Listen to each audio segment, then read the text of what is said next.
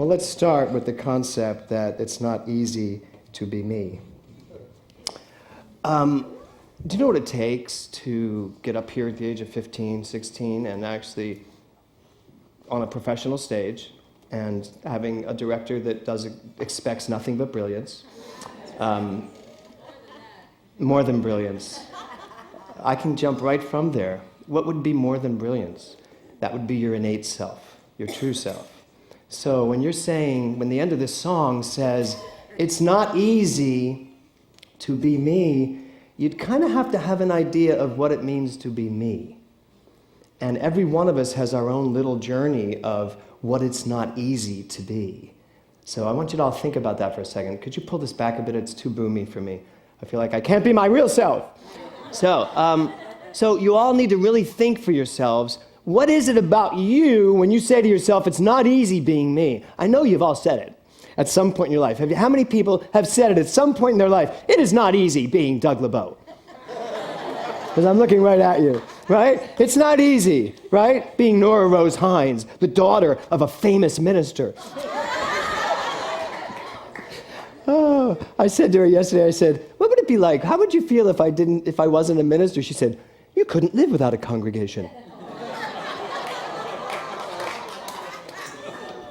We'll see. So really ask yourself, what does it mean when you say, it's not easy being me? So that song is about Superman, obviously. Superman was developed, first came to being in 1938, okay? Now, the writers, the two guys that came up with Superman were both Jewish. No reaction, okay, good. They were both Jewish, and they said that their concept of Superman came from two things. Can you guess which one of them would be? Moses. Think about it. The great things that Moses did, parted the sea, that they had that idea of this super being, very spiritual, a being that was so imbued with God that it could do anything. Sound familiar? And then the other one was the ant. The ant. So this morning I said to Will, Will, how much weight do you think an ant can lift? And what did you say, 2 times its weight? Or 2 times its weight. So, and I had it right in front of me. Guess how much weight an ant can lift? 8,000 times its weight. For me, that would be 965 pounds of weight, because I weigh 160. So think about that. All right, forget the math. Just go with the metaphor. It's a lot of weight. When I'm at the gym, I can lift a 45-pound bar and 2 45 plates. That's it. What's that, 135 pounds? Thank you, Doug. 13,000 pounds. Anybody here can do that? So the ant, what does the ant know that you don't know? What does the ant know that I don't know? No, the ant doesn't know limitation. The ant doesn't think of limitation. It just thinks, I need to get this dead thing from here to here. And so it picks it up. And you ever see something just magically moving? And you're like, what the? Oh, it's an ant. And it's just carrying. So when I was researching this, I was like, oh my God. So Superman came from something that's, thank you, Connie. Superman came from something that's real. A real idea, which is that there are beings on this planet that can actually lift 8,000 times its weight. And then I was finding out that, in fact, it's because of some way that their neck was built. And so we get to then have an excuse, well, I wasn't made that way. Have you ever said that about something? Oh, I wasn't made that way. Oh, I never learned that. Oh, I was never able to do that. Oh, I didn't have the family. They didn't raise me for that. Oh, my family didn't have any money, so like that guy has one of those college fund things. What's that called? Trust fund, baby. There's so many excuses.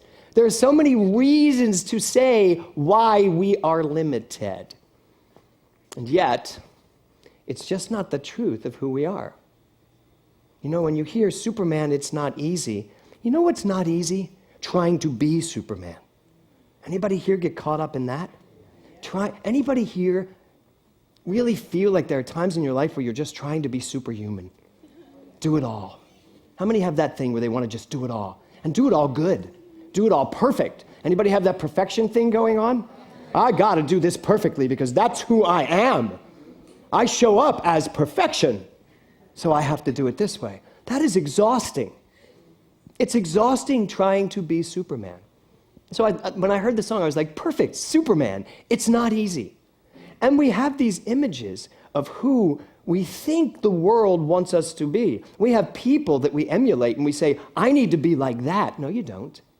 You could never be like that. Here's Reverend Steve Rambo sitting right here, about to step into his very first ministry because he's taking over the Simi Valley Church. Right? So he's about to step into that, and I would wage a bet that you're not looking at any minister and saying, I think I need to do it that way. And if you are, stop. Yes. But I could look at him and see what he's done in his life and say, God, I want to do it that way. It doesn't mean we don't borrow ideas. Of course we borrow ideas. But once you borrow an idea, it filters through you and it's your idea. And you do it different anyway. Right?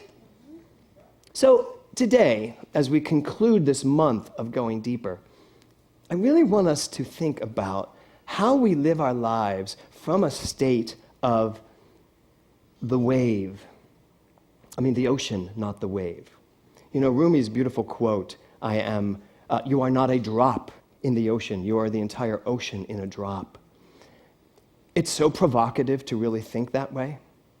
And I know I shared this with you, but walking down the street and feeling that idea that I am the ocean, there is a very different way of thinking about life. There's a very different way of living life from the perspective of the ocean as opposed to the wave. The wave tries to be Superman. The ocean knows it is. So are you living from a place of trying to prove who you are, or are you living from a place of knowing who you are? And that means, and I love it, I love one of the lyrics, which is, even Superman's got the right to bleed. Even hero, well, I'm using Superman, but thank you for the correction.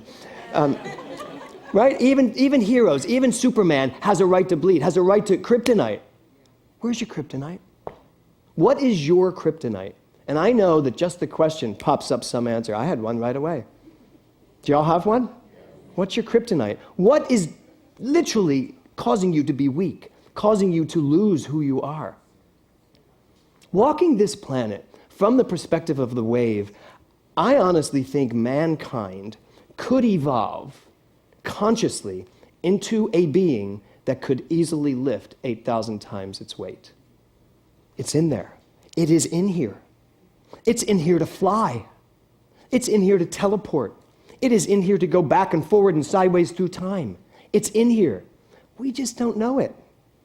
We're just not living as the ocean. We're still living as the wave. And we're evolving at a very slow pace because we think that's what evolution does. But it doesn't really. Evolution moves at whatever pace you give it permission to move at. You can grow and expand. Do you ever have one of those growth spurts where just everything just feels like it's just moving on a fast track and you're like, oh my God, I'm getting this. I get this. I get this. That's not an anomaly. That's you tapping into your ocean truth. That's you knowing who you are. So I have these two quotes from Ernest Holmes that I want to read for you. And the first one is this. Our entire problem of limitation is a result of ignorance. He was not a man to mince words. Could you imagine having a counseling session with him? You're ignorant. Now fix it. And thank you. That'll be $100. Right? So if our entire problem of limitation is our ignorance, what does that mean? I'm not ignorant, and I'm not stupid. To be really honest, I'm not either of those things. I actually am smart, and I retain what I've learned. Still not enough. I can be smart, I can retain it, I can know it, but am I actually living it? This whole year has been, I live my truth. I live my truth. And if the truth of me is that I am about the business of loving only, forgiving everything and remembering who I am, then I better be about the business of loving only. And I better be about the business of forgiving everything, because everything I don't forgive, all unforgiveness in my life is kryptonite, and it holds me back. I am dragging that unforgiveness through my lifetime.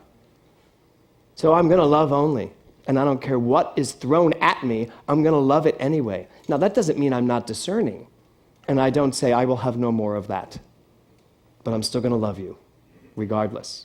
So that's love only, forgive everything. And then what Ernest Holmes is talking about, ignorance. We forgot who we were. Imagine if Superman came to Earth. First of all, how many of you ever played Superman?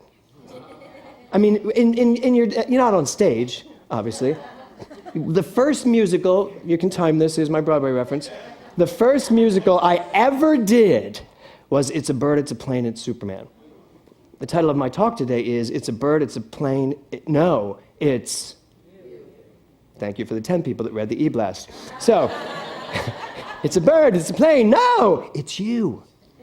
So I didn't play Superman. I was a freshman in high school. It was my first musical ever. And the guy playing Superman, of course, was a big, muscular guy that I didn't understand why I liked so much at the time. But nowadays, these kids know right away. Freshman year, they're in there like, I'm gay, that's what I want, and so it is. If only I were born today. So, would have wasted all that time. So, there was Superman, and I played the president of the freshman class, I was literally like 4'7" when I went into high school. And so I was in this play, and what was really fascinating for me about the play was that we actually took Superman seriously. We did. I think as children, we believe that these things are possible. I remember as a little boy wearing the red cape and running around my living room. Anybody else? Did y'all put on that red cape and run around your living room? Right. And you are Superman. And I remember once my dad coming out to the backyard in Northeast Philadelphia and literally saying, "What are you doing?" And I was standing at his Dodge Polara, and I was pulling up the back fender. I swear I have a picture of this, and I got to go look for it in my steamer trunk. And I'm standing there, my dad's saying, "What are you doing?" I went, "Superman can lift a car." And he said, "Okay." And he said, "Let me see." Of course, my father, ever the sensitive man, "Go ahead, prove it." So I'm like, "I can't do it." He goes, "Because you're not Superman." No, I think he was... No, may you rest in peace for that brilliant piece of parenting. So, but we didn't know it at the time. Did you? I didn't know it at the time. I don't think many people, that was 1960, although Ernest Holmes had already made a big impact. He didn't make an impact in Northeast Philadelphia, I can tell you that. We were all Irish Catholic, and no one was lifting their cars up. So there I was, and my mind was told instantly, you are not that. So you've had a lifetime of being told, you are not that. You are not Superman. You are not Wonder Woman. You're not even Ant-Man. Anybody see that movie yet? It's really fabulous, right? Anyway, back to me. So, you're not any of these things. And yet, then you turn, how old was I when I first heard Eric Butterworth? I was probably 35, maybe. And all of a sudden, he's saying something different. And the transition from I am not that to I am this, it's taken me this whole time. And I'm still working on it.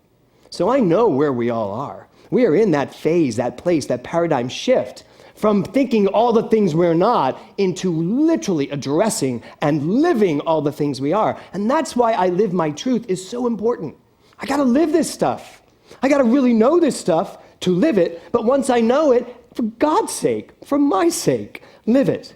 For our own sakes, we have to live it. So here's the other quote of Ernest Holmes, and it's this. Limitation is the result of man's inability to embody the truth and constructively use the law. I'm going to read it again. And someone said, uh-oh. Limitation is a result of man's inability to embody the truth and constructively use the law. So, my inability to embody the truth. So what is the truth? Well, the truth is what my son is wearing on his chest. 3 magic words. I am God. And you got to say, and so are you. I am Superman. There is that within me that can leap tall buildings in a single bound and not trip over the antenna. There is that in me that can run faster than the speed of light. There is that in me that can know the truth, that can hear a baby crying and feel one with that. There is that in me that can walk this planet as the ocean, not as the wave. And yet, when I am the wave, not forget that I am the ocean. Because I don't think it's possible to walk around at all times one with everything, because if you did, there are places to put you. And they will put you there. Yes.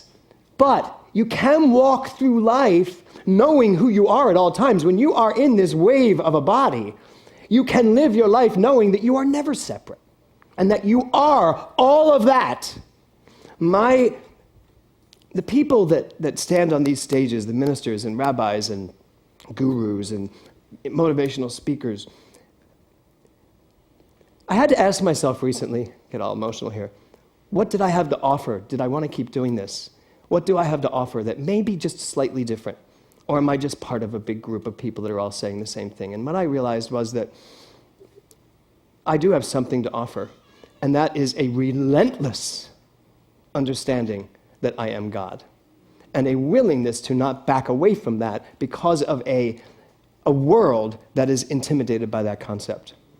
Because someone has to walk the talk of the truth that Ernest Holmes is talking about. Because I believe Ernest Holmes knew that he was God. I believe at the end of his life, he was teaching that. He was saying that. You are not just the relative world. The relative is the absolute. But we get to live at whatever level we decide to live at. So really, we're a choice. If you are willing, as Johanna said, to dive deep, really dive deep, then those waves, the only time those waves are going to have their way with you is when you decide that's a fun day at the beach, and you want them to. You're in charge. You're the one that gets to be in charge. So I decided to teach this year, to teach most of the classes at the center this year. Why? Not because I'm a control freak. Not just because I'm a control freak. The reason why I want to teach these classes, to be really honest with you, is because I want to go back and learn them again. From an innocent mind. Not from a mind who's been teaching this for the last 15 years, but from one of their minds. And I know I'm having some of them in this class, and that's going to be amazing. So the first class that's coming up is this Wednesday. It's called Beyond Limits. And I just want to read you. It's out in the lobby. You'll see it. But I asked 2 questions. Do you know how powerful you are? And you know what? It's just too easy to say, yes, I do. Really? Look at your life and tell me if you know how powerful you are. Do you have everything you could possibly desire? Everything you could possibly desire. And are you using it to make yourself happy? And then the second one, are you aware of the infinite possibilities open to you? Are you aware that you're Superman? Are you aware? One of my favorite parts of watching Superman is when all of a sudden, when he's a young boy, in the newer versions, when he suddenly does something and he's like, what was that? You know those moments when he suddenly he's running and he's breaking trees down, and he's just like, what is that? Well, I know what that is. It's the truth. It's the truth of our being. Every single person in this room has the capacity to go, as it says in this class, beyond limits, beyond the limitations, beyond our ignorance, beyond our inability to live this teaching. So I want you to take a deep breath. I don't usually talk about the next month, but I'm going to right now because I have something I want to do to the teens, and they don't know this. So, next month, our theme is going to be feeling good. You know that song, Feeling Good? Because if you go deeper and deeper and deeper than I've ever been before, if you go that deep, you're feeling good. So it was the logical, what's the logical next step after going deeper? Feeling good. So one of the things I'm going to be doing after service today, I'm not going to be standing in line. I'm going to be standing by the fish tank. And those of you who would like to come, there's going to be a camera on me. I would like to invite you to come and answer this one question, which I'm going to ask. Quest, could you come on stage for a minute quickly? Yeah, of course you can. I know you would. Okay, good. Rachel, would you jump onto stage, please? She's like, Devin, you too. Come in, just jump on stage. So, know thyself. Who said that? Socrates, right. Know thyself. So, they say knowledge is power, right? Knowledge is power. So then self-knowledge has to be self-power, which means if you really know who you are and really know what you want and what you want to do in life, if you really know all of this, you're a powerful person. Now you got to actually do something about it. So here's what I'm going to ask you three. Rachel's like, devil eyes here coming at me like, really? It's a simple question, really simple question. So you'll go first. Okay. What makes you feel good? Helping people. Okay, that was a Miss America answer. Hold on. Wait, you might as well just say world peace. World peace. So, really, what makes you feel good? In the world, what makes you feel good? I don't know, playing music. Okay. Skateboarding. I watched you yesterday. He was flying around the streets. His hair was flying. And wasn't I? It wasn't bad, was I? He did all right. Thank you. They're mean. He did all right. Okay, so there you go, skateboarding. Okay, Rachel, what makes you feel good? I mean that, feel good. I mean, world peace. Way to steal my What do you want me to say? Well, that's probably a right answer for you, but really. But what makes you feel good day to day? What's something that makes you feel good? God, all my answers. In the mic. All my answers are just like being one with the world and like. Are these real answers? I mean, yeah. So say it into the mic. Being one with the world. What does that look like, though? What does that mean? Because one of the things It's we're just all like- struggling with, and I'll speak for y'all, one of the things we struggle with is that when we say being one with the world, how do you live that? So- What do you do? I'm one with the world, but I'm also at Ralph's, and it's annoying. So you walk around and Speaking of the mic. you walk around and you see other people as you see yourself, and you think about. How do you see especially yourself, the- though? It depends. Depends on. Talking to the mic. But that is the right answer. You see people as you see yourself. But you know what? Most of us don't really see ourselves as God. We don't. We see ourselves as a limited version of God. And it is time to go beyond limits. Yes? Wouldn't you say that? Tell them. It's time to go beyond limits, guys. Give it to Devin. Okay, so Devin, same question to you, only in Spanish. No, I'm just kidding. Same question to you. What makes you feel good? Okay. I guess when I have an idea to do something like creative, and I realize that at some point in the future I actually can do it, and I start going deeper into the idea and coming up with more things, and it feels good to know that that can actually happen. Good answer. Great. Okay, guys, you're released. You're good. Thank you. So I didn't ask, they didn't know I was going to ask them to do this, but Devin gave me a great ending there, because the truth is what Devin said is what makes him feel good is understanding that the creative process works. Understanding that there's something in me that is equal to everything that comes up. An idea comes up, I'm equal to it. I want to move to LA, I'm equal to it. I want to move to LA and still see my friends in Oakland, I'm equal to it. The universe answers those things, but we got to tell the universe what it is. We have to go beyond our limited minds. I want a huge career as an actress because that's what fills me up. Where did we get this idea that when we have this great thing we want to do in life, we can only do it on the weekends because we got to work during the week? Where did that come from? I don't think the cavemen were thinking that. Oh, I can only do this. No, I'm not going there. Right? So where did that come from? Every single one of us has many limitations that we need to break through. Every single one of us, including myself. It is time for us to stop living as limited people and start living as Superman. and understanding that God, man, and man, God is the exact same thing. We had a discussion yesterday. Will was telling me what he thought heaven was, and that he decided he wanted to, can I share this? I'm sharing it, so, you don't want me to tell them? It's about looking at all the religions. Yeah, but I'm feeling like you're not going to say it correctly. Well, let me say it, and let me say it, and then you can correct me if I'm wrong, okay? So, what Will said to me, what I heard him say, was, I'm just going to go study every religion so I understand it all, so when I die, I can answer the question, and I will have covered my bases. Is that it? I said I wanted to get a piece of every religion so I got to heaven and they couldn't tell me I was wrong. Did y'all hear that?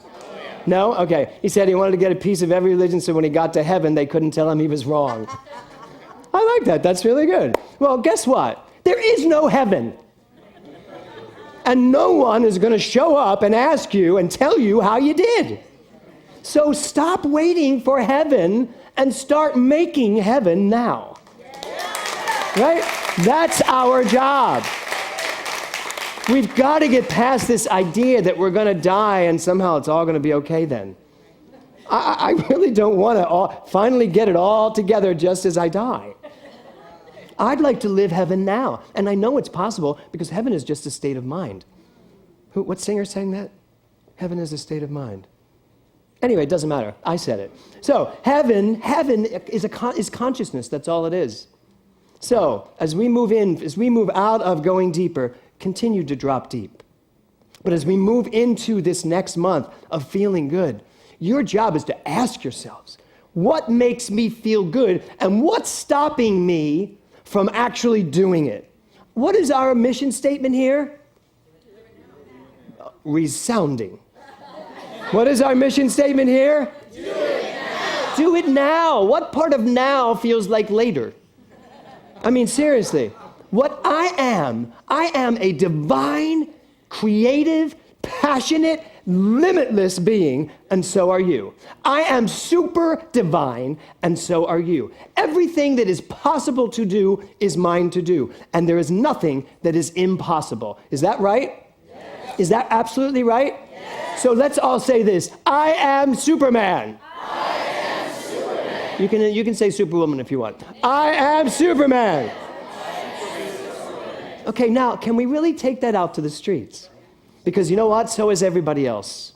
That's really our job. So when Ernest Holmes says to us that the only thing holding us back is our ignorance, to me, that's a call to action. I know what I know. I retain what I know. I live what I know. And I refuse to know anything else. I know what I know. I retain what I know, I live what I know, and I refuse to know anything else. Say that with me. I know what I know, I retain what I know, I live what I know, and I refuse to know anything else. Namaste.